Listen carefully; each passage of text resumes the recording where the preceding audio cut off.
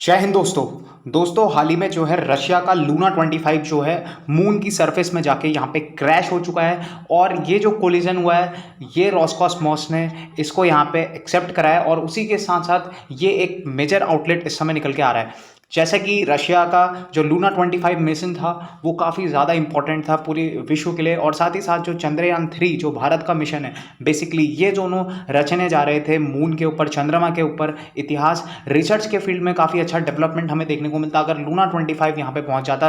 काफ़ी ज़्यादा अफसोसनीय खबर है, साथ ही साथ जो है कि दुखद भी है, क्योंकि हमारे जो स्पेस प्रोग्राम्स हैं पूरे वर्ल्ड में वो सभी के लिए बेनिफिशियल हैं, क्योंकि कहीं ना कहीं से जो भी इंफॉर्मेशन जो भी कंट्री यहाँ पे स्पेस में कलेक्ट करता है वो सभी के मतलब सभी के काम आती है, और उसी के साथ साथ हम एक्सप्लोर कर पाते हैं नई चीज़ें जो है मून के ऊपर। जैसा कि मून रेस इस समय चल रही है, बहुत सारे देश यहाँ पे ट्राई कर रहे हैं मून के ऊपर जाने का, लेकिन जो लूना 25 था पूरे रशिया 50 सालों में अब ये जो एक बहुत बड़ा कदम यहाँ पे उठा चुका था लूना 25 को लॉन्च करके। रशिया ने ये एक इतिहास रचा फिर से 50 साल के बाद, अभी तक उनका कोई भी मून मिशन नहीं किया है एंड लूना 25 पहले बारी में यहाँ पे क्रैश हो चुका है। और ये सबसे बड़ी दुखद खबर इस समय। देखिए क्या यहाँ पे प्रॉब्लम्स रही क्रैश होने की। सबसे पहली चीज़ तो जब लूना 25 ने अपना ट्रेजेक्ट्री यहाँ से गेन करा, लूनर जो ट्रांसफ़र ट्रेजेक्ट्री होता है अर्थ से मून की तरफ जाने वाला, जिसमें कम से कम 5 दिन लगते हैं, वो लूना 25 ने कंप्लीट करके जो है मून की ट्रेजेक्ट्री में आया। अब मून की ट्रेजेक्ट्री में आने के बाद जो है कि यहाँ पे इसको बेसिकली 2 ऑर्बिट्स कंप्लीट करने के बाद इसकी जो है सेफ लैंडिंग होनी थी मून के ऊपर। लेकिन यहाँ पे जो अभी इमरजेंसी यहाँ पे रॉसकॉस्मॉस के द्वारा लूना 25 से आई कि देखिए जो थ्रस्टर्स हैं वो प्रॉपरली वर्क नहीं कर रहे हैं, और उसी के साथ साथ जो है कि वो जो थ्रस्टर्स की वर्क नहीं करने की वजह से जो लूना 25 है वो अपना ऑर्बिट चेंज नहीं कर पा रहा है। एंड इसी को लेकर जो है यहाँ पे एक मेजर इमरजेंसी यहाँ पे हमें देखने को मिली इससे पहले, जब क्रैश होने से पहले बेसिकली। तो ये जो एक मेजर यहाँ पे प्रॉब्लम देखने को मिली, तो इसी के कारण जो है हम एक प्रॉपर ट्रेजेक्ट्री को यहाँ पे सेट नहीं कर पाए कि किस ऑर्बिट में उसको किस ऑर्बिट में लूना 25 को भेजना है, और उसके बाद प्री लैंडिंग ऑर्बिट से पहले उसको हमें एक डिजाइंड ऑर्बिट में सेट करना है। वो चीज़ हम नहीं कर पाए। अब देखिए क्रैश होने का सबसे बड़ा कारण क्या था। प्रिलिमिनरी जो एनालिसिस यहाँ पे देखने को मिला, due to deviation of the actual parameters of the impulse from calculated ones, device switched off to an off design orbit and ceased to exist as a result of collision with the lunar surface। Basically Roscosmos ने यहाँ पे ये कहा है जब हमने thrusters को fire करा उसके बाद जो एक्सपेक्टेड और जो कैलकुलेटेड इम्पल्सेस थे, देखिए इम्पल्सेस बेसिकली क्या होते हैं, जब हम थ्रस्टर्स को फायर करते हैं तो जो इम्पल्सेस हैं वो बेसिकली निकलते हैं जो आपके स्पीड को और थ्रस्टर को मेंटेन करके रखते हैं ताकि वो एक बेसिकली ऑर्बिट में चल पाए, ऑर्बिट में घूम पाए। तो ये जो कैलकुलेटेड यहाँ पे एक्सपेक्टेशंस जो लगाई जा रही थी स्पीड और बेसिकली थ्रस्टर्स के ऊपर, जो जब वो लूनर और जो ऑर्बिट मून की ऑर्बिट था उसमें घूम रहा था, तो उसमें जो है कि ऑफ डिज़ाइन ऑर्बिट को पकड़ लिया, और उसी के कारण जब जो है कि आपका ये प्री लैंडिंग ऑर्बिट में आना था इसको, ठीक है, वहाँ से ये ऑफ डिज़ाइन ऑर्बिट की तरफ चली गया। एंड इसी की वजह से जो है बेसिकली ये जो लूना 25 था ये बेसिकली उस ऑफ लैंडिंग साइट की वजह जाने से जो है कि मून के काफ़ी ज़्यादा क्लोज आ गया, और फिर वहाँ पे ये क्रैश लैंडिंग हमें देखने को मिली। एंड ये रॉसकॉस्मॉस ने अभी हाल ही में बयान जो जारी करा है उसके अकॉर्डिंग मैं आपको बता रहा हूँ। अब देखिए दूसरी चीज़ यहाँ पे क्या हुआ कि जो ये एक सिचुएशन है, रॉसकॉस्मॉस ने बोला कि ये एक एबनॉर्मल सिचुएशन थी जिसमें स्पेशलिस्ट्स ये एनालाइज कर रहे हैं, जैसे कि space agency had said on the Saturday it has lost contact with the aircraft as it was stunted into the pre-landing orbit। हाँ तो देखिए प्री लैंडिंग ऑर्बिट से पहले मैंने आपको बताया कि उसको उसमें जाना था लेकिन वो नहीं जाया, वो एक ऑफ डिज़ाइन ऑर्बिट उसने पकड़ लिया, एक ऑफ डिज़ाइन ट्रैक पकड़ लिया, जिस वजह से जो है यहाँ पे लैंडिंग में काफ़ी ज़्यादा दिक्कत हुई और वो इतना करीब आ गया मून के सरफेस के, जो बेसिकली बताया जाता है कि मून का जो सरफेस और उसके बीच में जो दूरी थी वो 18 किलोमीटर थी बेसिकली, एंड उसी के अंदर जो है उसको लैंड करना था। तो वो जो है एक सीज टू एग्जिस्ट हो गया, और उसी के साथ साथ जो है कि वो स्मैश हो गया, एक अनकंट्रोल्ड ऑर्बिट में चले गया और स्मैश हो गया आपका मून की सरफेस के साथ। अब देखिए लूना 25 के साथ क्या क्या प्रॉब्लम्स यहाँ पे हमें देखने को मिली। सबसे पहली चीज़ तो देखिए इसमें जो थ्रस्टर्स थे वो बेसिकली वर्क नहीं कर रहे थे अच्छी तरीके से, है ना, और जो है ऑर्बिट को बदलने में बहुत ज़्यादा दिक्कत हो रही थी, और इससे जो है कि बार बार कम्युनिकेशन लॉस्ट हो जा रहा था रोस्कोसमोस का। और उसी के साथ साथ जो है कि टेक्निकल ग्लिचेस यहाँ पे काफ़ी ज़्यादा देखने को मिले। और जब ये जो कम्युनिकेशन लॉस्ट हो रहा है या फिर टेक्निकल ग्लिचेस देखने को मिल रहे हैं, इसमें एक टाइम मिसमैच आ रहा था।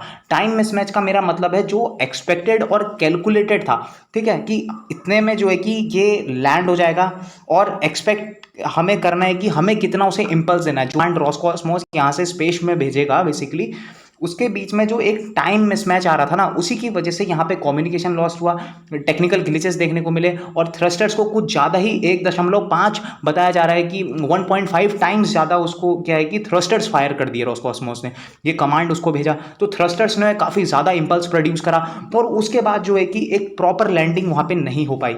एंड ये सबसे बड़ा कारण रहा यहाँ पे लूना 25 के क्रैश होने का। अब उसके बाद मैं बताता हूँ, देखो दूसरी चीज़ क्या था कि एक यहाँ पे जो है कि इंटर डिपार्टमेंटल कमीशन यहाँ पे बैठाया जाएगा जो क्लैरिफाई करेगा इसके पीछे के रीजंस के बारे में, वो हमें बाद में पता चलेंगे कि क्या क्या मेन प्रॉब्लम्स थी। और देखिए लूना 25 बहुत ज़्यादा इंपॉर्टेंट मिशन था। अब मैं बताता हूँ, देखो जो मून के जैसे कि जो अर्थ का 14 दिन मिला के मून का एक दिन होता है, ठीक है, अर्थ के 14 दिन मिला के मून का एक दिन होता है, चंद्रमा का एक दिन होता है। तो जो है कि एक साइड पे वहाँ पे 14 दिन, बेसिकली 14 दिन तक जो है कि सन रहता है, ठीक है, सन की अवेलेबिलिटी है। तो उसमें उस समय क्या होगा कि जो भी मिशन वहाँ पे जाते हैं तो ये ज़रूर देख के जाते हैं, क्योंकि ये जो मिशन था वो बेसिकली 32 साउथ पे जा रहा था, ठीक है ना, 69 डिग्री 32 साउथ पे जा रहा था जो लूना मिशन था। भारत का उससे थोड़ा सा नीचे जा रहा है 69 36 साउथ पे, ठीक है। तो एक साइड पे जो है कि ये साउथ पोल पे जाना था, वहाँ पे 14 दिन के लिए धूप आती है, और फिर उसके बाद सन वहाँ पे रहता है बेसिकली, क्योंकि सोलर पैनल जो बैटरीज वगैरह चार्जेस होती हैं जो उसके अंदर अपना अपना एक सिस्टम है वो बेसिकली वर्क करता है उस समय के बाद। और जब वो सन बेसिकली 14 दिन के बाद चला जाता है तो वहाँ पे बहुत ज़्यादा ठंड पड़ती है दोस्तों।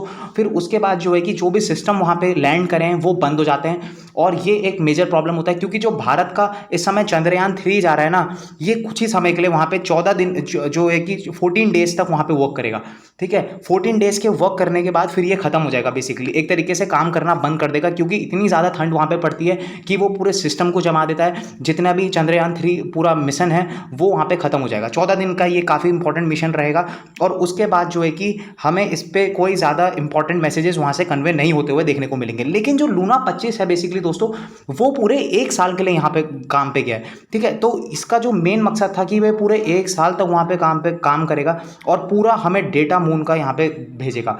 अब इसमें जो है कि न्यूक्लियर हीटिंग यूनिट लगा था बेसिकली। अब न्यूक्लियर हीटिंग यूनिट क्या होता है, ये एक ऐसा हीटिंग मैकेनिज्म होता है जो बहुत ज़्यादा एक्सट्रीम कोल्ड टेम्परेचर है मून की सरफेस में, उसके बचाने के लिए बेसिकली यहाँ पे एक तरीके से उसको हीट प्रोवाइड करता है सिस्टम को, ठीक है ना, ताकि जितनी ठंड पड़ रही है मून के सरफेस पे जो सिस्टम को जमा के ना रख दे, सिस्टम को बंद ना होने दे, उसके लिए एक हीटिंग मैकेनिज्म यहाँ पे बनाया गया है, जो सिर्फ लूना 25 के अंदर एक एडवांस टेक्नोलॉजी के तहत यहाँ पे इसको इंस्टॉल किया गया था। लेकिन भारत का जो चंद्रयान 3 है उसमें ये सारी सिस्टम नहीं देखने को मिलेगा, तो इसलिए वो 14 डेज के लिए बेसिकली यहाँ पे वर्क करने वाला है। एंड मैं आपको बता दूं दोस्तों, ये अगर लूना 25 सफल होता तो देखिए दोस्तों, हमारे लिए बहुत बड़ी सक्सेस थी, वर्ल्ड के लिए बहुत बड़ी सक्सेस थी, क्योंकि इससे हमारे पास जो डेटा वहाँ से मिलता, बेसिकली जो ये वर्क कर रहा है इस समय मून की सरफेस में जितने भी सॉइल कॉम्पोजिशंस हैं, डस्ट पार्टिकल्स हैं, या फिर पोलर एग्जॉस्फेयर में जो भी डस्ट पार्टिकल्स हैं, उनके ऊपर एक बहुत ज़्यादा साइंटिफिक रिसर्च यहाँ पे करने वाला था। उसके साथ साथ जो है कि ये वाटर के सैंपल्स को कलेक्ट करने वाला था इंपॉर्टेंटली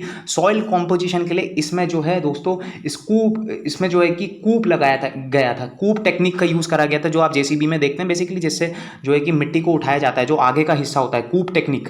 तो ये जो है ड्रिलिंग करने के लिए बेसिकली ये सिस्टम इसमें अप्लाई करा गया, लगाया गया था, इंस्टॉल किया गया था, ताकि जो है कि वहाँ से हम सॉइल को कलेक्ट करके, मिट्टी को कलेक्ट करके यहाँ जो है कि रिसर्च वर्क में हम इसे जो है कि वर्क कर सके, इसके ऊपर रिसर्च कर सकते हैं बेसिकली, जो मून की मिट्टी है। ठीक है, तो ये एक बहुत ज़्यादा इंपॉर्टेंट इसमें जो बेसिकली अगर हम चंद्रयान 3 का लेज़र इंड्यूस स्पेक्ट्रोमीटर की बात करें तो उसके बहुत ज़्यादा करीब था। साथ ही साथ जो कि लेज़र मास एनालाइजर जिसे हम बोलते हैं, स्कूप टेक्निक जो इसमें लगी थी, वो इसमें काफ़ी इंपॉर्टेंट और एक अच्छी टेक्निक थी, टेक्नोलॉजी इसमें यूज़ हुई थी। तो ये काफ़ी ज़्यादा इंपॉर्टेंट था। एंड इसका जो स्पीड था दोस्तों, ये जो सोयूज़ 2 था, इसका जो रॉकेट लॉन्चर है सोयूज़ 2, ये काफ़ी ज़्यादा पावरफुल है। अगर मैं बात करूं LMV-3 के, ठीक है, देखिए इसने जो है कि जैसे ही इसने लॉन्च हुआ उसने 2000 की स्पीड पकड़ ली, फिर वैसे ही इसने 4000 की स्पीड पकड़ी।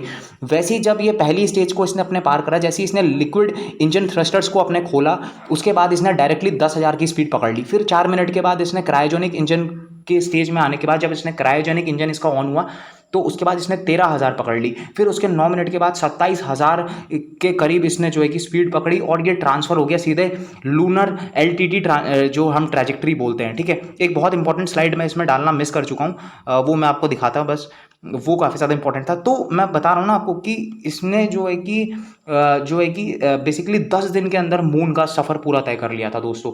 ये काफ़ी ज़्यादा इंपॉर्टेंट बात थी। और उसी के साथ साथ जो इसमें फ्यूल यूज़ हुआ था वो भी काफ़ी ज़्यादा इंपॉर्टेंट है।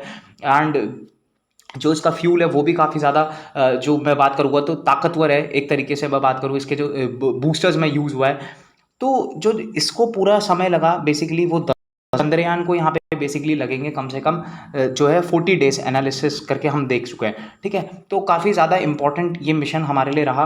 और उसी के साथ साथ देखिए मैं बात करूँ तो जो लूना 25 का यहाँ पे बेसिकली एक तरीके से इतना बड़ा डिवास्टेशन यहाँ पे देखने को हमें मिला, क्योंकि ये हमारे लिए एक बहुत ज़्यादा क्रूशियल मिशन था। क्योंकि देखिए बहुत ज़्यादा मेहनत लगती है अगर कोई भी स्पेस मिशन भेजना है, ठीक है ना, बहुत ज़्यादा समय लगता है हर चीज़ को बनाने में, और उसके बाद साइंटिफिक रिसर्च करने के बाद। और रशिया का 50 साल में पहला मिशन था, अगर सक्सेस भी हो जाता तो बहुत बढ़िया बात थी, क्योंकि इनकी टेक्नोलॉजी बहुत ज़्यादा एडवांस रहती है हमेशा। इंडिया से इसका बजट जो है कि करीब 200 मिलियन US डॉलर के बराबर था, जो भारत के चंद्रयान 3 के आसपास भी नहीं भटकता है ना, इसके आसपास भी नहीं भटकता है चंद्रयान 3 इसका बजट। तो बेसिकली आप समझ सकते हैं दोस्तों कि जो रॉसकॉस्मॉस है, ये अपने 50 साल के बाद इतना बड़ा जो ये मून मिशन यहाँ पे लेके आई, उसमें एक बहुत बड़ा झटका लगा यहाँ पे रशिया को इस समय। और अब दोबारा से इनको प्रयास करना पड़ेगा, फिर लूना 26 फिर 27 की तरफ बढ़ना पड़ेगा। जो एक तरीके से स्पेस रेस थी वो रशिया ने शुरू करी यहाँ पे, है ना। अब मैं बात करता हूँ, देखिए दोस्तों, why NASA and Roscosmos reaches faster than India. मैंने आपको पहले भी बताया, क्योंकि इनके पास पावरफुल लॉन्चर्स होते हैं, मोर फ्यूल होता है इनके पास, मोर फ्यूल कैपेसिटी है। सो इनको जो है ज़्यादा ग्रेविटी की ज़रूरत नहीं पड़ती। जो बेसिकली हमारा चंद्रयान 3 है ना, इसको ग्रेविटी की ज़रूरत ज़्यादा पड़ेगी। तो इसीलिए ये धीरे धीरे करके जो है कि चक्कर काटेगा। पहले 5 दिन के चक्कर काट रहा है, ठीक है ना, जो है 6 ऑर्बिट काट रहा है ये, ठीक है, मून के। फिर उसके बाद ये लैंड होगा, ठीक है। तो 13 दिन तो इसको खाली लैंड होने में ही लगेंगे मून के अंदर। तो बेसिकली आप समझ सकते हो ना। और ये जो लूना है वो 22 ऑर्बिट में ये 5 दिन कवर करके ये आराम से लैंड हो जाता। तो आप समझ सकते हैं दोस्तों ये कितना ज़्यादा इंपॉर्टेंट मिशन था। जो इसमें टेक्नोलॉजी यूज़ हुई थी, जो इसमें इतना ज़्यादा वर्ल्ड क्लास इसको बनाया गया था, ताकि इसमें जो है बेसिकली बहुत अच्छा हम रिजल्ट्स को निकाल पाएँ, है ना। तो ये चीज़ें एक तरीके से हमें देखते हुए काफ़ी ज़्यादा दुख हो रहा है, क्योंकि रशिया एक हमारी इंपॉर्टेंट कंट्री है, हमारा एक अच्छा दोस्त है, एंड हमेशा से हमारे काम आया है, और अपनी टेक्नोलॉजी को उसने हमेशा विकसित कराया। तो thank you for watching this video. I hope आपको ये वीडियो काफ़ी ज़्यादा पसंद आएगी। मिलते हैं नेक्स्ट वीडियो, तब तक जय हिंद।